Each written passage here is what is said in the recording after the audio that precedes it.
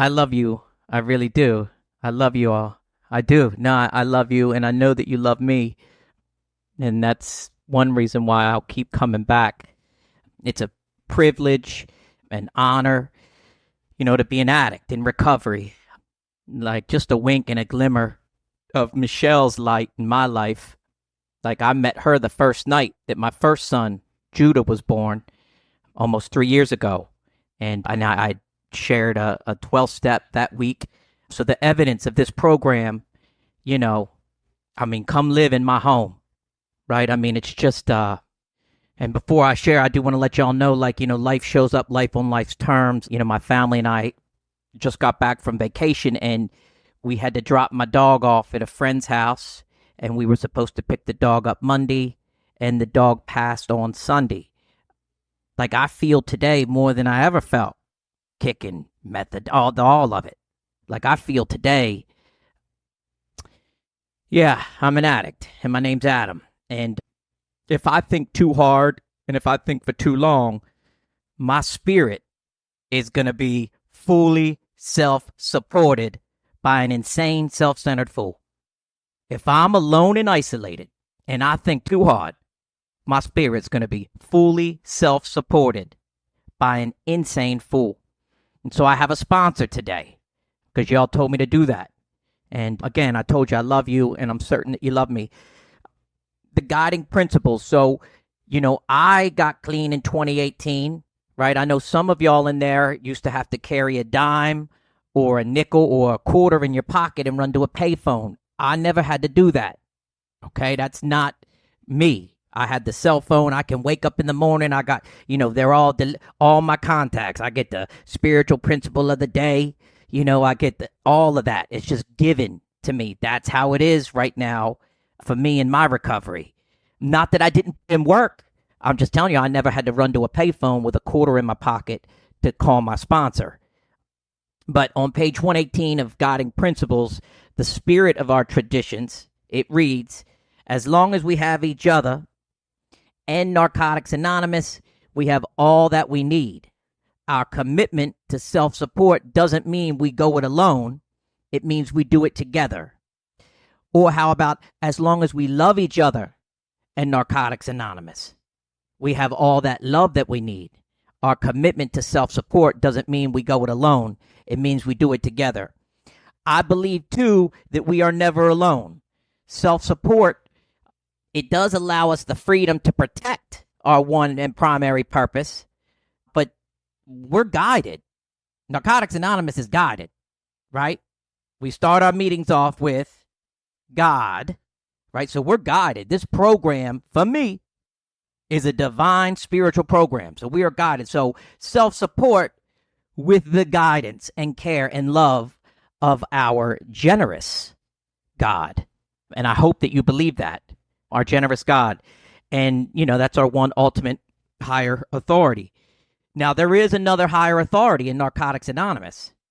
If I go pick up drugs today, that's a higher authority.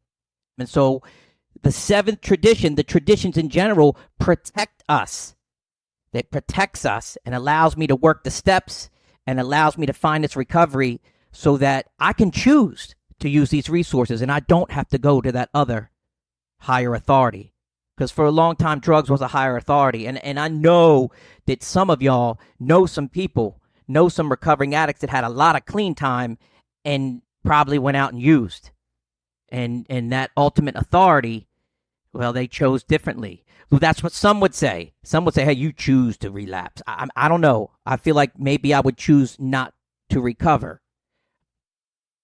That same ultimate authority that guides us, is that same ultimate authority that brought me to my knees. And not just on my knees looking for crack. Like when I came into this program, self-supporting, they told me, hey, pray. Pray on your knees in the morning and at night. I couldn't do it. I came in and out for 10 years. I could not get on my knees in the morning. What did I have to do? But I have searched on the floor in rooms where I didn't even smoke on my knees. But God forbid I get on my knees because y'all tell me to stay clean. But today, that same ultimate authority that brought me to my knees keeps me there, at least for 24 hours. I do believe that. If you're a newer member, which, I have almost 6 years, so I would think that there isn't many newer members in this meeting. And just because I know, I've been here before. This is a spiritual, not a religious program. And I do believe that sharing and speaking in Narcotics Anonymous is an opportunity to preach to the choir, right? Preach to the choir. Well, what does that mean? So y'all told me, well, get a dictionary if you don't know. So I got a dictionary. Preach to the choir means trying to convince you of truths and opinions that you already know. Y'all are already aware of the seventh tradition. Somebody in that room got 10, 20 plus years, and you tell me you don't know about the seventh tradition? And now here comes Adam B. from Tidewater area, right? It's going to preach to the choir. And that's an honor to come in and preach to y'all, to the choir, because y'all know. And I guess that's why you kept coming back, and that's why I keep coming back. So I use a dictionary. That's kind of like this gratitude in action, which, again, a lot of these spiritual principles from the seventh tradition that I'm throwing out there, I'm getting better. Like, I didn't know people volunteered. I had no idea. I didn't know people volunteered before I came to Narcotics Anonymous. Like, I didn't. I used to sit around at home with my mom as a young child, right? I would get high and listen to John Lennon, right? Steely Dan, and think that I was some monk, right? I've never left the country. I live here in America. I get to go to the store. They got angel feathered toilet paper for me to choose from, right? So a lot of these concepts, spiritual principles, are still very new to me. But gratitude in action means practicing humility and honesty for me. Like those first 30 days, they told me, raise your hand and pick up a white key tag. Now that's self-supporting because that group, right, buys those key tags for me. And then they tell me, hey, for 30 days, I want you to come in until you get 30 days clean. Every meeting you go to, and now I'm finally doing that 90-90, raise my hand, pick up a white key tag. And look, I had been coming for 10 years. So don't fucking tell me y'all don't know who I am, right? That's the humility. That's the honesty. That's the action, right? But back then, as a new member, I don't know that. I don't know that I'm practicing gratitude. Thank you for opening these doors. Thank you for being a trusted servant as I pick up a white key tag for the 15th day in a row, the 16th day in a row, right? But that's where I got to, that I just had to listen to y'all because there was no other option. And I ask for help for God all the time. I mean, that's, what can I do? Whether it's, weeks turn into years, but I'm still very much a day at a time and very much by the hour at a time. I've been counting the hours since my dog passed, right? So I'm still very much step 1, 2, and 3 in that God, please help me. And that's okay. That's where I need to be because we are self-supporting, but with this ultimate authority, this God, that's what carries us. It does. So here is why I'll be sharing what many of you already know today. So this first little condition about why I'm preaching to y'all, the choir, is because I have 2,168 days. Many of you have already been there, and if I can stay clean, keep coming back, steadfast and committed, humble, I will get to celebrate 6 years on August 2nd. And I do believe that, right? Look, I can be real quick to be like, oh no, I'm going to stay clean. But y'all have taught me that, hey, easy does it. Let me just get through tonight. Let me get through tomorrow. I know I can do that. I've been told to remove the word only from my vocabulary. I do believe that clean time matters because it does. I told you I came in and out of the rooms from 2008 until 2018. Clean time matters. Suppose if any of you are here tonight that have less than 6 years clean, consider this. If you had to place a bet on one addict out of all of us here in the room to wake up tomorrow and stay clean, wouldn't it be practical to bet on that addict that has double digits? 10, 20, 30, 40, 50, 60, Vito L. I know y'all know Vito. I think 69, 70 years clean. That would be practical, right? I mean, so, clean time matters. Chapter 8, basic text, we do recover. If it's not practical, it's not spiritual. And I say that because I will talk about money. Because I was that addict that was real quick to be like, what's the root of all evil? Money. Hold up. I'm clean today. Like, I can function. I have a family. It costs money to buy angel feathered toilet paper. That's practical. It's practical for us to be self-supporting. That's spiritual. We need our places to come and gather. We need that coffee for that tradition one, that unity. When I walk into a meeting, I only need one addict and to smell that coffee, and it's a done deal.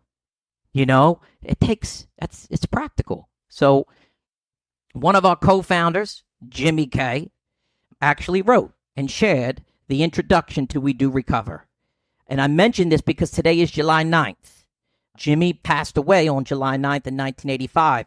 My mother, whom I used and shared drugs with throughout my entire childhood, and of course died as a direct result of the disease of addiction over 10 years ago. She was born on July 9th.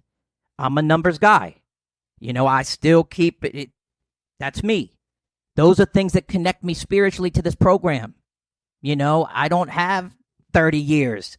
I'm coming up on 6 years. So all the knowledge that I can get and any evidence that I can get that keeps me here is perfect for me. And like I said, I'm a numbers guy. I still keep all my meetings in my calendars, for the last 6 years. I know because I knew what I was putting in me. I mean, I did. I'm a real smart addict. I was like, I'm not going to drink. I'm going to use drugs. Look, I'm just playing that game, right? But serious, I'm not playing that game. I knew exactly the dose I was putting in me. I knew exactly. So it's the same for me with recovery. I need to know, I'm praying on my knees twice a day, in the morning, at night. Am I going to a meeting once a day? I always know what step I'm on. The numbers are an important thing to me. And so the July 9th resonates with me with Jimmy K's death day. And then my mother who, she didn't, it wasn't in her cards. If you're thinking, and this is probably my defect that I'm thinking, because I have that fear of inadequacy, but if you think that I'm a know-it-all, arrogant Baltimore Oriole fan who was raised in Baltimore City, actually, I don't know anything about nothing anymore. I really don't. And Narcotics Anonymous has given that to me. I will be facetious. I like to use these big words. Socrates said, the more I know, the more I realize I know nothing. But it's an anonymous program, and my defects, like our disease, is all inclusive. The reality today, the evidence that God and Narcotics Anonymous have shown me is that this program has taken a scared young boy, still very self-centered, but self-centered, immature, and dying of the disease of addiction, raised by my parents. I shared and used drugs with my mom and dad and my sister. Like, we used 12 years old, methadone in the fridge, so I had some misconceptions about using in life. And all of it, the crack, the drugs. And I do talk about the drugs, and I will get into the IP pamphlet. It's okay to talk about drugs, just not too much and not romanticize them. But I still need to remember why I'm here. Why am I doing these things? Changing my whole new way of life because I was using drugs. And so this program, I get this conscious contact with God. I get to be present in two sons' lives today. I have peace. I can go to sleep at night, and I can wake up in the middle of the night, and my first thought is God. Like, I don't know. I wake up in the morning, and look, even if I have a fever, maybe my first thought still wants to think withdrawal, but I know. I have faith. I have hope today. Like, these are the things. Then the lost dreams awaken. Well, and I'm serious. Look, I don't know if there's anyone in here that has less than 6 years, but I'm telling you, it says lost dreams will awaken. That means you don't know. You lost them. They're gone. And they come back. Narcotics Anonymous has allowed me to pee in a cup clean. I got fingerprinted for a job, right? No warrants, and got to work at a daycare. I got to work at a daycare, right? With 100 babies and pat them. I got to pat them to sleep and hear them snoring, you know, and reflect. And I cry. I can remember crying. Like, man, God, thank you. You know, like that mercy, that I'm so grateful. Of course I want to keep coming back. But I don't want to forget the nightmare. You know, and I don't. Look, I mean, my step four is my step four, and I know you're an addict like me. I'm always an addict. And so, like, there's no in between. It's always there. Inventory, I own it. You know, I own that. So it's always there. Narcotics Anonymous has allowed me to go back to school. And me, like this addict, shooting up his mom with his sister, living in a shack across from a recovery center. I get to be a PhD. I get to be a motherfucking doctor. Y'all believe that? And then here's what the program does to me too, doctor. Here's what they do. They say, well, you know what we do with degrees in Narcotics Anonymous. And then I'm like, well, yeah, I know now because I have 2 baby boys. And then my mother-in-law, because, you know, my family's gone, she's a nurse, so she'd be like a Nar-Anon, right? And she worked those 12 steps in the Nar-Anon. Whenever the boys are sick, it's like, well, you know how to get a real temperature check. You know, thermometers have degrees. And we gotta stick them thermometer, that degrees, up the butt to get a real temp. That's what we do with degrees in Narcotics Anonymous. But what I'm telling you is that I didn't know that. Like, I had no idea. I get to be a professor. I get to, and you know, I mean, I can't even, you know, all I can really do is recover first. That's what I have to do, you know, and my family gets that.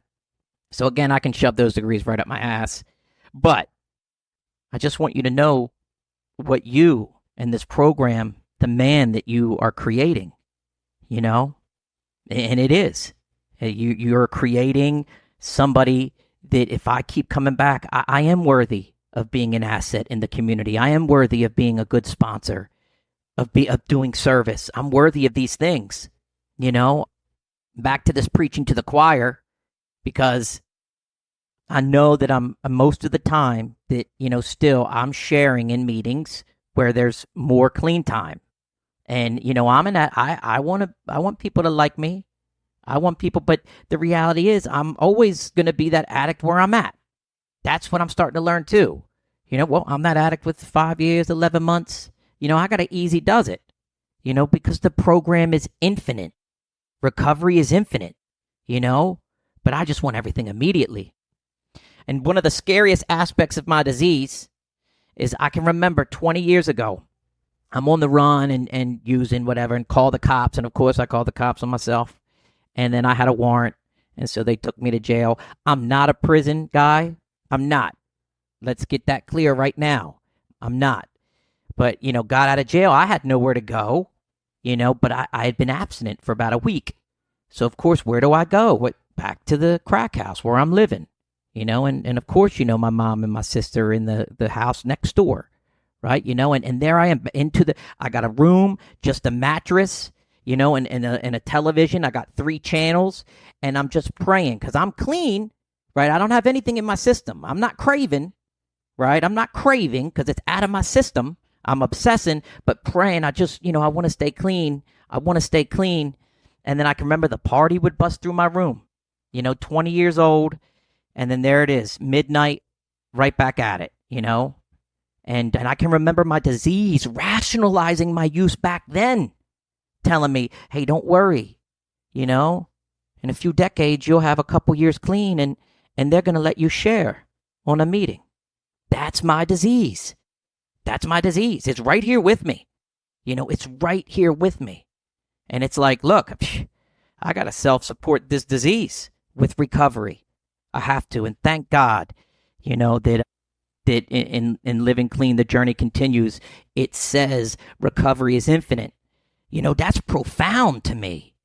Infinite?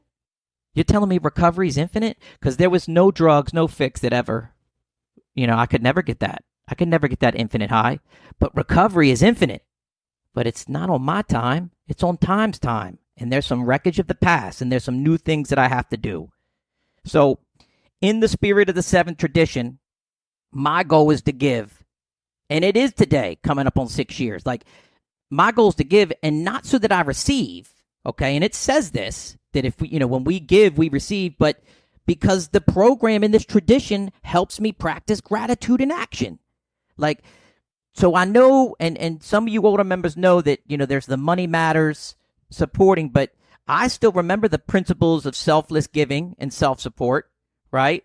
And then I also remember on IP number 24, the older one, hey, what's the basket for? Because I still have been coming around, and so understanding the 7 tradition to fully self-supporting, declining outside contributions to pay for rent, right?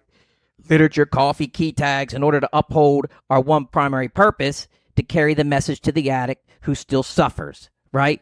Is finally introduced to me. Okay, just this meeting part and the money part for a meeting is finally introduced to me in October of 2019. Myself and another addict, God allowed me and another addict to be founders of a meeting. Okay, it was called Point of Freedom. I know I got a minute to go. It's in the wake of COVID. Okay, this church was huge. I'm talking massive ceilings, and what a gift that I could show up an hour early.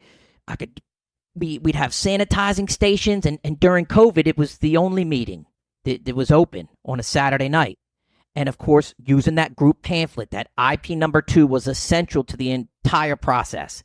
That Money Matters aspect, from signing up to the World Services, deciding if we're going to do a shared bank account.